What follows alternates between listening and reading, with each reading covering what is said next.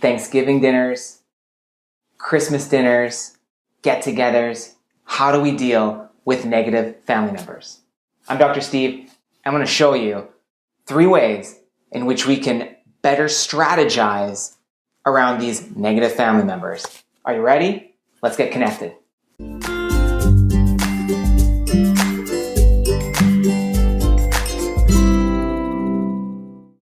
One of the most common complaints that I get in my consulting is when people call me up and they either, 1, want to get rid of negative people in their life, or number 2, they want to deal with negative family members better. So there's strategy around that.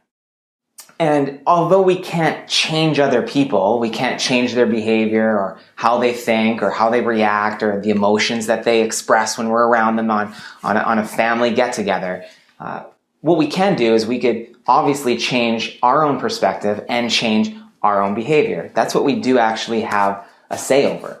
So these 3 things I'm going to talk about are 3 strategies that I teach that help to deal with negative family members, and not only just family members, but it could be other people in your life that seem to carry around a little heaviness, a little darkness. They're not the ones that are planning parties and lighting up the room. They are the ones that are the Debbie Downers, the slugs of the environment. And how do we actually deal with those better? So let me go through these 3 strategies for you. The first is we decide beforehand how we're going to deal with these people. So we take a very responsible and mature position and say, listen, I know I'm going to be heading into the fire in another 3 hours and meeting up with Aunt Sally. So how am I going to manage her energy? Well, you don't have to manage her energy. You just need to manage your state.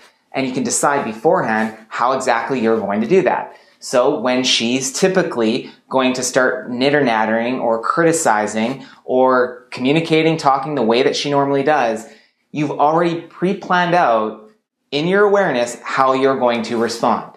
So that could be you're going to sarcastically rebuttal just for fun. That could be that you're going to take the high road and just let her have her peace and you're just going to stay there calm and poised. Or you've decided, hey, you know what? I'm going to just actually leave the room and pretend I have to go to the bathroom or something like that. What you can do is you can just decide beforehand exactly what your behavior is going to be. And oftentimes that's just enough to just set a new course to engage with family members in and of itself. So the second thing that we do is we laugh. In a lot of my workshops, we actually elicit laughter, and this is common even in laughter yoga as an example. But we elicit laughter. We learn, we learn how to laugh and shake off some of the tension. Because we know when there's family members and when it's a tight, kind of compressed, thick energy where you can kind of cut that energy like a knife. That type of energy is very tension oriented. And laughter is a phenomenal way to break that tension within yourself and in the environment around you.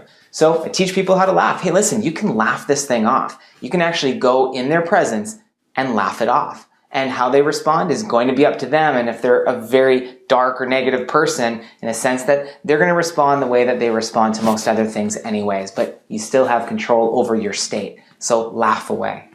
The third strategy is a little more higher end in terms of just seeing yourself in others. What I mean by that is that you've been negative before. You've been critical on numerous occasions, I'll bet hundreds, maybe thousands of occasions. You judge other people. It's just part of being human. And that negative person is reflecting also parts of you that you've done hundreds or thousands of times. So you could take another road and say, and see yourself in others and access a little bit of empathy, saying, I know those times when I'm negative. I know those times when I'm critical. I know those times when I'm judgmental.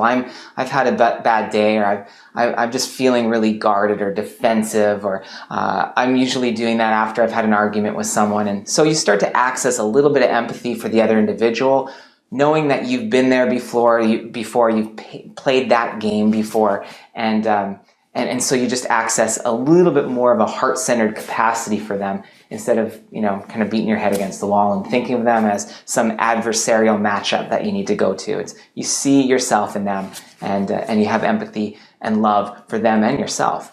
So let me repeat those 3 again. The first is decide on your response first. It's a wise decision. Number 2 is you can laugh it off. So when you're there, just shake off the tension by laughing. And the third is you can actually see yourself in others and remember of those different qualities and characteristics that you also have. So I hope this was helpful. Why don't you subscribe to our YouTube channel? Mention something below that you might want to work on or something that you've done, a strategy that's worked.